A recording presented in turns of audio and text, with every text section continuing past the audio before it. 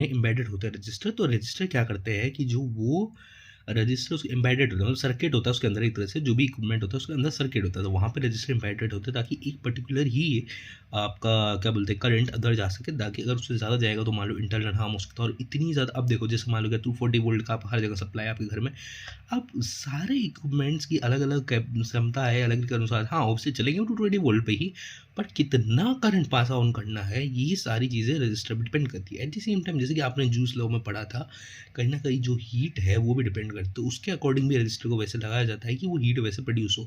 तो अब वो जो इमर्शन रॉड के अंदर जो रजिस्टर लगाया जाएगा, तो भाई वो लगाया मतलब लगाया जाएगा, रजिस्टर होगा तभी वो हीट जनरेट होगी ना भाई।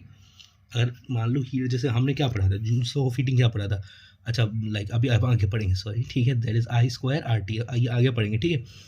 एक्चुअली मैंने पहले बहुत सारी वीडियोस बना रखी है इसकी भी, तो इसलिए बोला था ठीक है, बट हाँ हम पढ़ेंगे इसको कॉम्बिनेशन में ठीक है। तो H equals to I square R T ठीक है।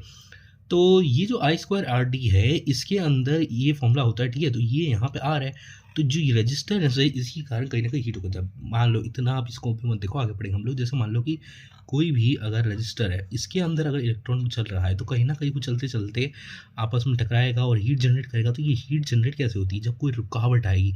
यार मान लो कि आप जैसे जा रहे हो और आपके दोस्त आ गया, जैसे मैंने एग्जांपल बताया था कि दोस्त आपके पैसे लेगा, तो वो रुकावट है आपके लिए, वो आपकी रेजिस्टेंस है, दोस्त आपको जो पैसे लेगा, तो वो जो रेजिस्टेंस है वो उससे कहीं ना कहीं आपको गुस्सा आएगा, तो गुस्सा जो आएगा वो कहीं ना कहीं एक तरह से आपकी तो हीट है, तो वो जो रेजिस्टेंस है जिसके कारण इलेक्ट्रॉन जा रहा था उसको रोक दिया गया, तो उसको भी गुस्सा आएगा ना भाई, इलेक्ट्रॉन भी तो नॉर्मली अपना घर जा रहा था ठीक है। तो उसको जो गुस्सा आएगा वो उसकी कहीं ना कहीं रेजिस्टेंस के कारण हीट जनरेट होगी, तो ये जो जनरेशन है ये भी तो रजिस्टर होगा।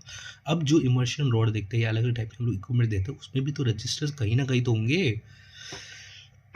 उनके अंदर क्या होता है आमतौर में समझाता हूँ, बहुत सिंपल सी बात है। एक आपका वायर होता है एलॉय का, जैसे नाइक्रोम का होता है ठीक है। तो नाइक्रोम जो होता है आगे पढ़ेंगे, टेंशन ना लो ठीक है। अभी मैं जस्ट बता रहा हूँ, जैसे वो एग्जांपल, बहुत सिंपल सा एग्जांपल लेता हूँ, इतना डिफिकल्टी नहीं।